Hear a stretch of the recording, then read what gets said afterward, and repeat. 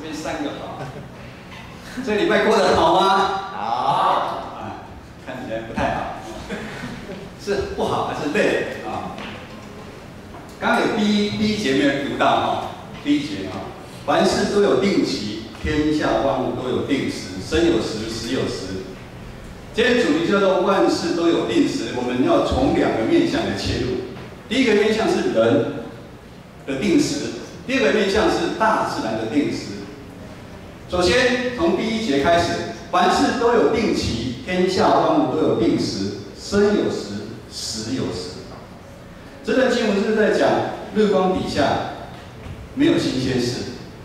这个是我们上礼拜，那传道书大家最熟悉的是哪一句？来，虚空的虚空，哎，虚空的虚空啊！我们生活在这个日光底下，我们受了时间跟空间的限制。我们人没办法决定我们什么时候来到这个世界上，也没办法决定我们什么时候要离开这个世界，是不是？传导错，有一个人他说他要剖腹生产，他可以决定他来。剖腹生产是吗？哦，那个之后可以讨论。他那个也是上帝按允许的时间他才来的。也就是说，我们人没办法决定你什么时候来到世上，也没有办法决定什么时候离开。我们人生时存在的只有在生跟死这段中间里面，是我们真实生命的旅程。有一句话是这么说的：人的生命是从哭开始。我们用哭声，因为用哭声跟大家讲我来了。旁边的父母亲每个人都在笑，好奇怪，他哭他们却在笑啊。又有一天，当我们要离开这个世上的时候，很奇怪了，我们应该是很开心的。可能我们非常的重担，我们离开了，可是旁边的一些人却在哭。这是上帝给人的限制。当上帝的时间一到，每个人都一样，我们2手空空来到这个世上，也要2手空空离开这个世上，一样东西都带不走。不管你死前你甘愿或者是不甘愿，所以有人说，每一个人的出生不一定是公平，但是呢，死亡对每一个人是公平的。传道书1章4节这么说：哭有时，笑有时，哀痛有时，跳舞有时。这短短的几句在描述我们人的一生。我们会有遇到好的时候，你可能很好的时候走路有风，但也会有不顺利的时候，跌入谷底，伤心流眼泪的时候。没有人的一生是风平浪静，每天都出太阳。人在这样的一生里面，其实是很精彩无比的。想象如果你的一生都是哭，没有笑，那是怎么样？好，我们来做一个实验。假如我们一生都是笑，好吗？大家觉得不错，笑得很好。来，开始笑10分钟，笑开始，不能停哦。没有人要笑，配合一下，来开始笑。好，你们笑的，那哭呢？好，对。我们的一生就是在哭笑不得，在经过，都在交叉。有时候我们哭，有时候我们笑，这是很交叉在一起的。有一首诗这么说：不经一番寒彻，焉得梅花扑鼻香。大家都知道它的意思。这是上帝珍贵的礼物。当我们一个生命跟动物一样，如果受试炼的时候，就会长成不一样。梅花如果没有很冷去给它受试炼的话，长不出来。我们人其实是这样，人需要受试炼，人经过试炼才会懂得谦卑，才会看见上帝的爱。可是人呢，一般都是看好，没有人要不好，没有人想跌倒，每个人都要走路，就是会爬。人往高处跑，高处走，水往低处流。这世上很多的事情让我们看不透。也常常听到人家这么讲：为什么这个事情会发生在我身上？或者是说，为什么这个那么好的人，他突然就会离开这个世上？甚至连我们基督徒也会有同样的想法：为什么我信主之后，我的生活没有变好？我的考试怎么没有变好？奇怪，我明明祷告了，为什么我的考试还没变好？你不去读嘛？你以为祷告就可以了？我没有变好。甚至我在工作上面，在职场上面，我会有不顺利的时候，很多的为什么都告诉我们，有时候我们把上帝当成有应功，而不是当作上帝在看。以下是传道的一个小小见证啊。我想上帝在拣选我当基督徒的时候，不是在我事业非常成功的时候，而是在我事业失败的时候。虽然我刚开始信主的心态也是从一个神换成一个神来拜，但上帝一样爱我们。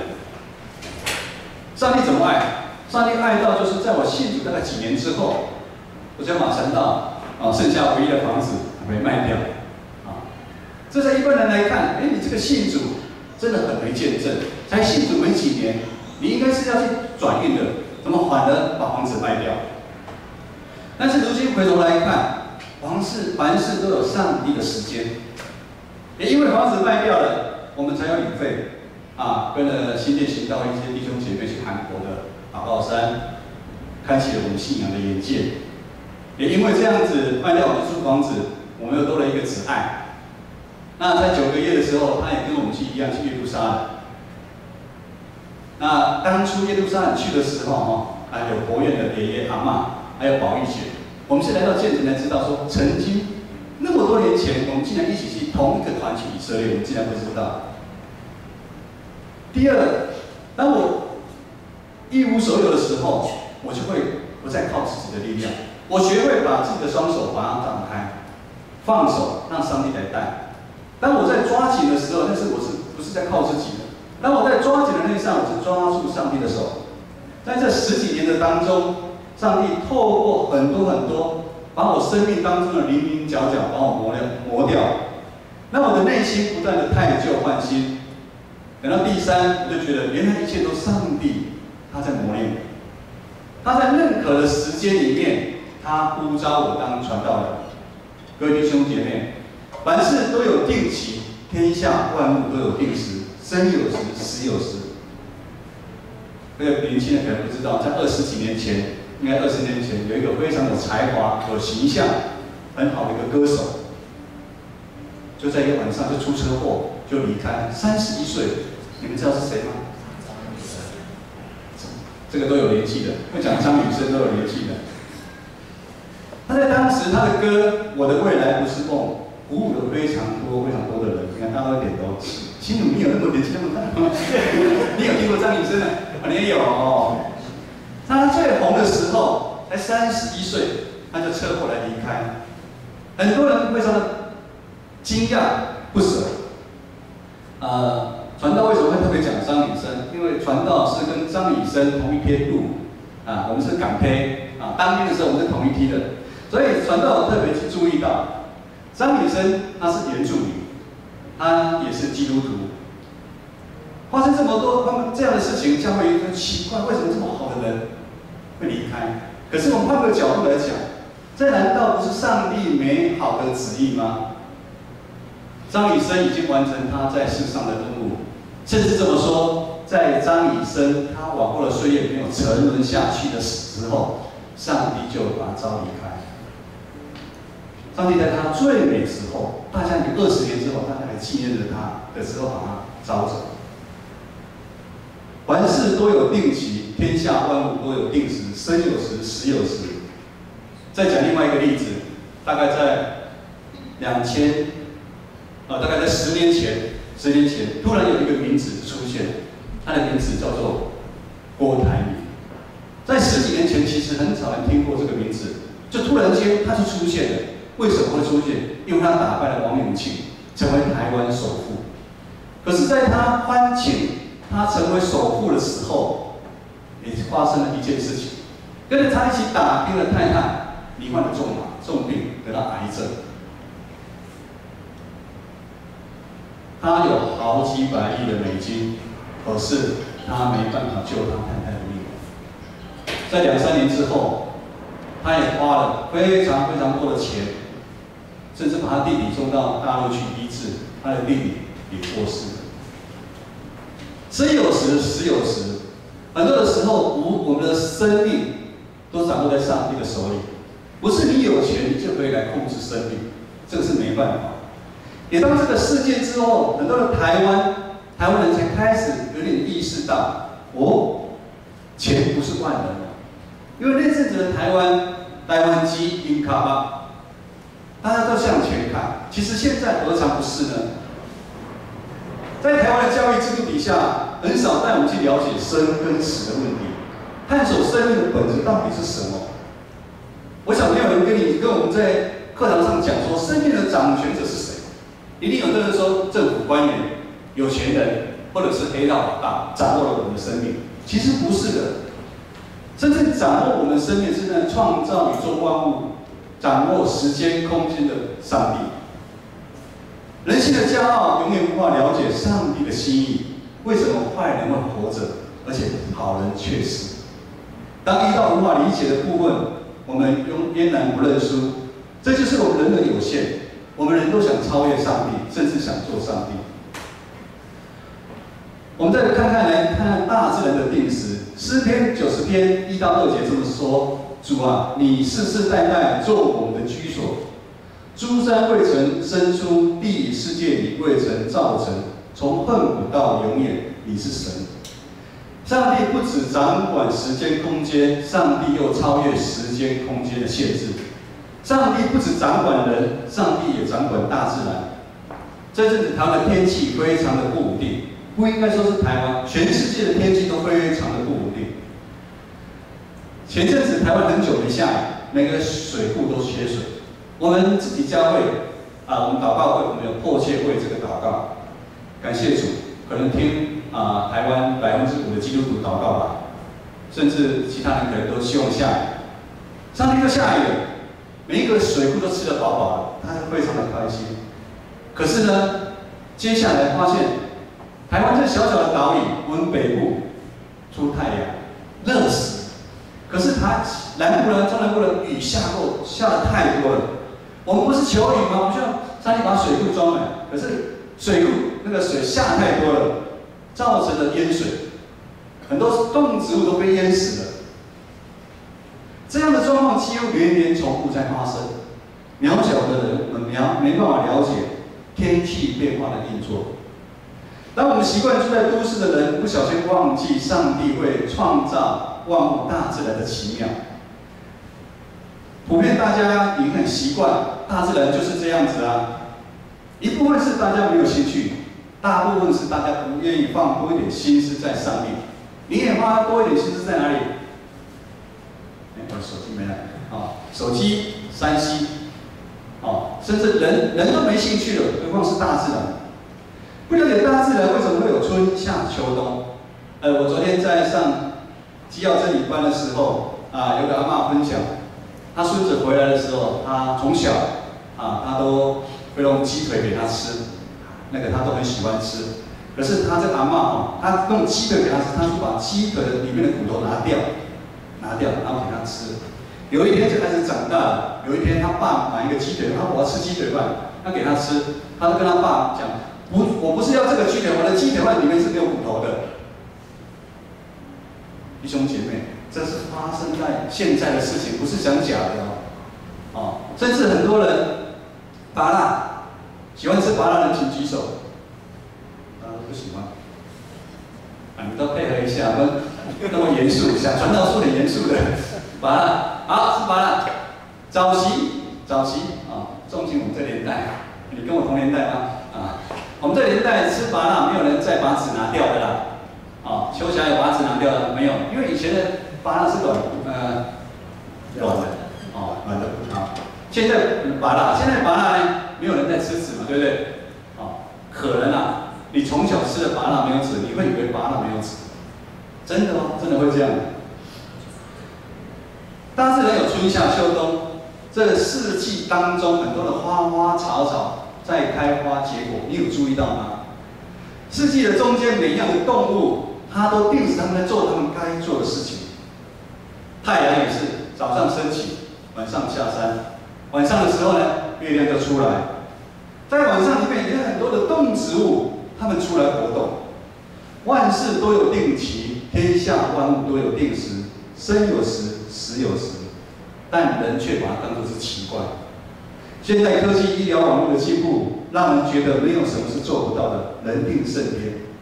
常常忘记了人人是受到时间跟空间的限制，人无法知道你什么时候要下雨、出太阳，甚至我们没办法阻止台风的到来。听说台风要来，有人有办法阻止吗？没有，我们只能够看到美国、日本、韩国，我们在预测它的路线而已。我们可以有哪一个人可以阻止地震的到来吗？没有。这阵子台北有一个现象，就是瞬间的风非常的强。我们牧师馆晒衣服在顶楼，在晒衣服的时候，这阵子风真的很大，衣服很难晒，但是晒好的时候都会被吹掉。有时候你在晒的时候，你真怕会不会有东西吹过来？风就是这么大。请问，人可以在缺水的时候，我们用钱买到雨水吗？我们可以用钱买到不希望那个大风过来吗？没有，人没有办法。答案就是没办法。其实我们人比想象中的还软弱，你也比你想象中的其实没有那么厉害。传道书3章11节这么说，我们一起读好不好？来，3章11节有周报的，让我们看一下。好，来，请。神造的万物各按其时成为美好，又将永生安置在世人的心里。然而，神从始至终的作为，人不能参透。人没有办法了解上帝创造万物都有他的计划、他的时间。但是这当中，上帝其实特别疼爱的就是我们人。上帝疼爱人的心意表现在哪里？上帝将超越时间与空间的礼物。其实我们人可以超越时间跟空间，就是永生。上帝把我们永生放在我们每个人心里面，但是我们人总是不去追求日光之上的上帝，而追求什么？日光之下，那个眼睛看不饱，耳朵听不满足的万物，以至于我们过着虚空的生命。如果我们一直看世上的事物，有一天我们一定会后悔。只有愿意敬畏上帝的人，才有办法了解生命的意义，才可以找到生命新的出路。否则，纵然你在这个世上过着如何精彩的一生，和我们比起来，的确都是虚空的虚空，是毫无意义的。我们要常心存敬畏上帝的人，才可以看见上帝的心意。我们要常存敬畏上帝的心，我们才可以看见上帝的心意。怎么说呢？上帝希望所有的人类可以享受他所创造的万物。我们不是只是一群在教会礼拜堂里面做礼拜的基督徒，上帝也不是被我们关在礼拜堂的上帝。如果我们的上帝是被我们关在只有礼拜天来才是上帝的话，那我们的上帝跟某某庙、某某宫里面的神明其实是一样的。当我们常常观看上帝的创造，那是一只草、一个露水、一只小蚂蚁、一个你们最不喜欢的小蟑螂，或者是什么小老鼠，上帝都参与在我们每一个人的生命里面。我们的上帝不是高高在上又很远的一个上帝，在我们日常的生活当中，当我们在行走，当我们在上班，当我们在上学。当我们坐的时候，甚至我们躺的时候，我们睡的时候，上帝都与我们同在。上帝是24小时的上帝。传道书3章13节说，并且人人吃喝，在他一切的劳碌中享福，这也是上帝的恩赐。上帝也是兼顾我们肉体的需要，希望我们享受这世上的吃跟喝。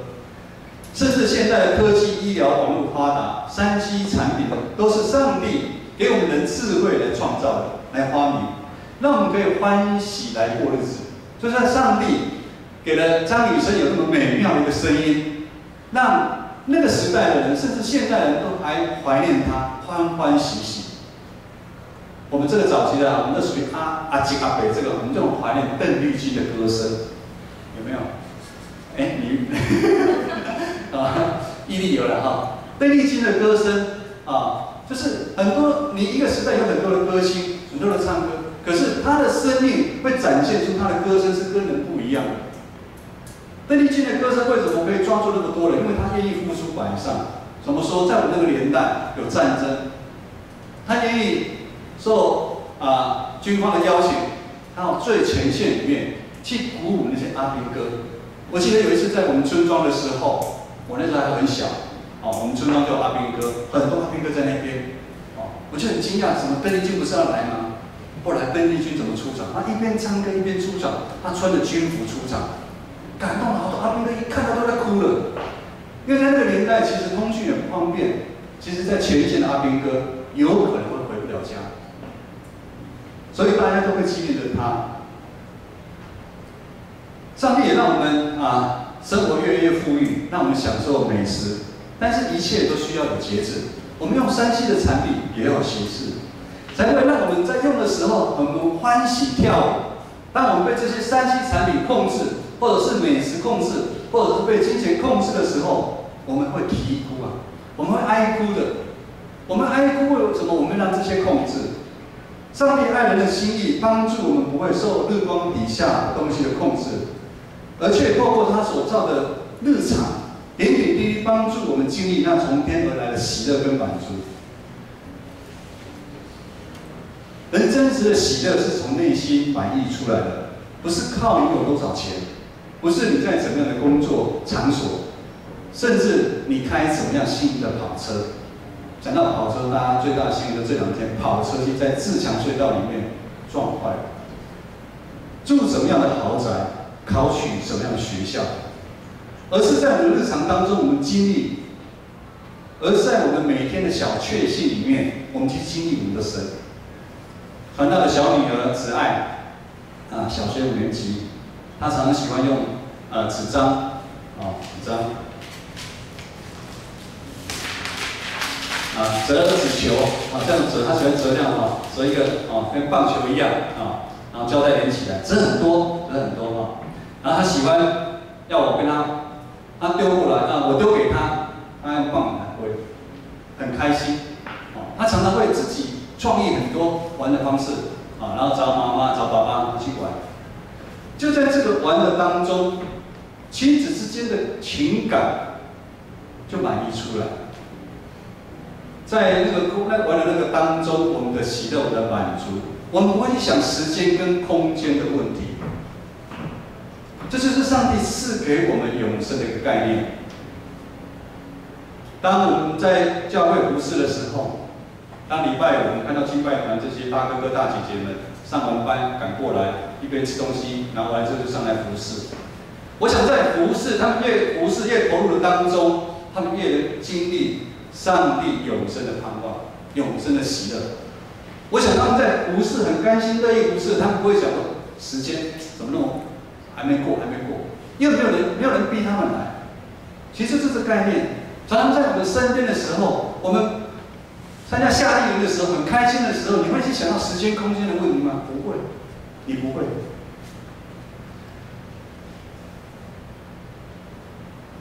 很多的幸福，很多的喜乐是没有办法用金钱去买到，就在我们常常随手可得的地方，上帝给我们的礼物。就在上礼拜嘛，我看青少系在玩遮眼睛走路的游戏嘛，还记得吗？请问一下，有人在想时间的问题吗？想说考试考几分好了，没有我看到你们在里面，都看到你们玩得非常开心。为什么在那个当中那个情境，你们就经历了永生的喜乐跟盼望？永生的盼望不是死去才有的权利，上帝早已安置在我们每一个人的心里面。天堂其实离我们每一个人都很近。当我们随时敬畏那位创造宇宙万物的上帝的时候，他就愿意帮助我们的眼睛从我们羡慕这世上的点点滴滴，转向日光之上的那位上帝。当我们这样做的时候，我们就会常常经历那永生盼望的平安跟喜乐。第二，当我们常敬畏上帝的人，他的生命将得到逆转胜。传道书3章3到4节这么说：杀戮有时，医治有时，拆毁有时，建造有时，哭有时，笑有时，哀痛有时，跳舞有时。我们的生命如同一体两面，有时候正，有时候反，没有任何一面永远会存在。今年上个月6月24号是我们建成教会社教60周年。在建成从小到大的人可能会感受到，建成教会一开始不是你们看到的这样子。刚开始是很多信仰的前辈，在60几年前借赤峰街那边的一个协进的幼稚园开始聚会。当人数越来越多的时候，他们就找地方租房子。当租房子之后，人就越来越多，他们就开始在想，这样好吗？可是，在这个挣扎的当中，其实一定会有很多人的问题，甚至是财务上面的问题。可是就在这个当中，上帝把那个永生的盼望放在这些信仰的前辈他们心里面，让他们继续盼望下去。当上帝的时间一到，教会决定不再租房子，而将原先这边本来是日式菊园百货的仓库，他们把它买下来。接下来每一次的转换、拆毁、重建都非常的重要。有拆毁才会有重建。你如果没有生病，你需不需要医生？不需要。教会呢，有拆毁，有重建。因为每一次重复这样的动作，其实是很累人的。人的惯性是安逸的。每一次教会在重建、在修缮的时候，有一些人就会跑掉。现在很多教会都是这样，不只是在长老教，很多外教派也是一样。因为他跟弟兄姐妹讲，上帝的赐福之大，他要弟兄姐妹要求弟兄姐妹多少的奉献？1/10，不是，2/10、3/10、4/5，你们可以去看，他们在那个要建造教会是很不容易的。我们从来这边买了这个仓库之后，过不了多久，我们也做完了，我们就把仓库拆掉，我们盖了后天2楼的礼拜堂，然后又过了不晓得多久，我们就把2楼拆掉，我们又重新建造3楼的礼拜堂。最后差不多在20年前，我们教会做出更大的一个决定。我们的决定是很不简单，对当初那时候来讲，我们决定把3楼礼拜堂拆掉，不晓得那时候跑多少人，拆掉，然后要重新盖目前的礼拜堂。本来教会是要盖5楼的礼拜堂，后来上帝阻止，就盖成6楼的。因为这样的一个礼拜堂，让大家可以有舒适的空间来做礼拜。有拆掉才需要建造，生病的人才需要医生。约翰福音10章10节这么说：盗贼来无非要偷窃、杀害、毁坏。我来是要叫羊得生命，并且得的更丰盛。我们都是一群需要耶稣蒙恩的罪人。好的牧者为着羊放弃生命，因为耶稣的贫穷牺牲，让我们变成富有。我们人的生命就像房子的建造一样，房子住久了会怎么样？会旧，会有裂痕，甚至会有漏水。我们不要讲我们家的房子好了，我们建成教会，我不晓得我们之前的漏水有多久的时间，但是我看到我们很多人努力过，我们有去补，东补补西补补，可是我知道东补西补，时间一久了，一样又会再坏掉。我们生命也是一样，那时候该怎么办呢？我们就要拆掉重建。最近我们有弟兄姐妹，他们家有漏水，你不可能一直这样修这边修那边，我们可能就是有时候真的狠下心来，把这个里面建筑物拆掉，然后重建。我们生命也是一样，有时候我们需要整个拆掉重建。把你生命中，你不要一直觉得好像抓的感觉舍不得丢掉的东西，你就要把它丢掉，你要把它拆掉，才有办法重建，重建才会出现一个新的一个生命。耶稣在十字架上的牺牲，他的生命的愿意担我们的重担。耶稣在十字架流宝血，他愿意阻挡我们，帮助我们阻挡什么？世俗的诱惑，阻挡让你礼拜天不用来做礼拜，阻挡你的眼目一直在看着世上的一个需要。就是在这个时间，上帝的救赎的时间已经到。各位弟兄姐妹，现在麻烦我们将我们的手放在我们的心头上面。难道不知道还有什么是阻挡你认识耶稣，他是你生命的救主？传道也不知道还有什么阻挡你爱世界的心赢过爱上帝的心？传道也不知道还有什么是阻挡我们和主分开那个绊脚石。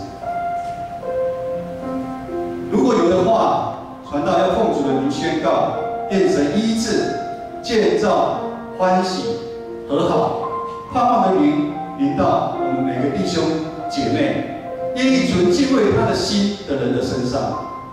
就是在这一个时刻，相信上帝灵临到我们每一个人都要有新的一个生命。阿们。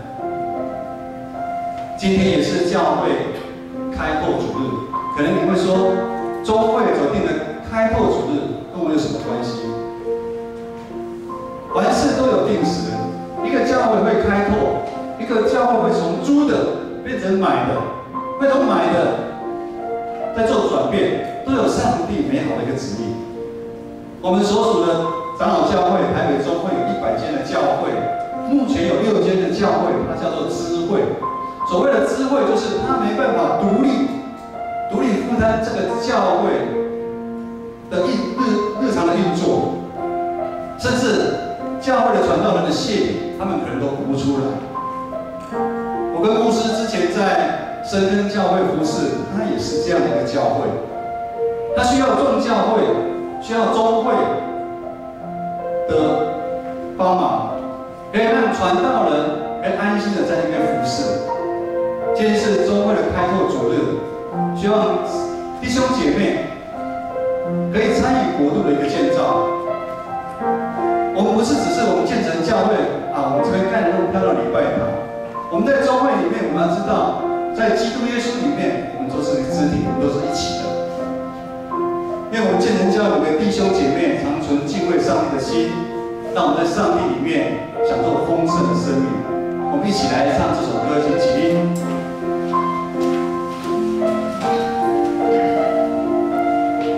主耶稣，主耶稣，我来寻求你的面，使我的心向你更深的相依。主耶稣，求你来听我声音，亲自安慰我心更深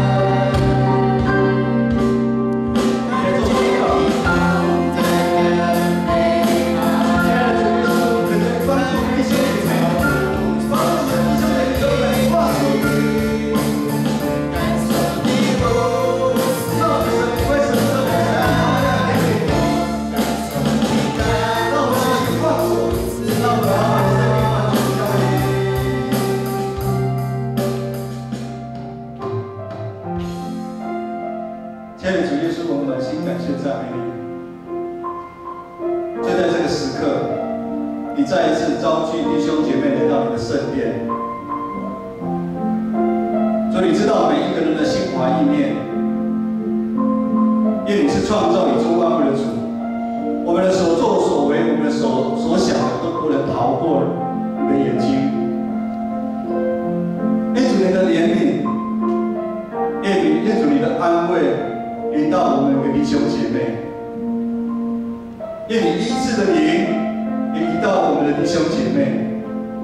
愿你的爱磨去我们的骄傲，愿你的爱磨去我们嫉妒的心、埋怨的心。帮助我们与人和好，帮助我们彼此相爱，帮助我们对未来我们充满了盼望，帮助我们一生一世都跟随你的脚步。愿主耶稣基督的恩惠、上帝的慈爱、圣灵的感动，与我们弟兄姐妹同在，从今时直到永远。阿们。让我们一起来唱最后一首。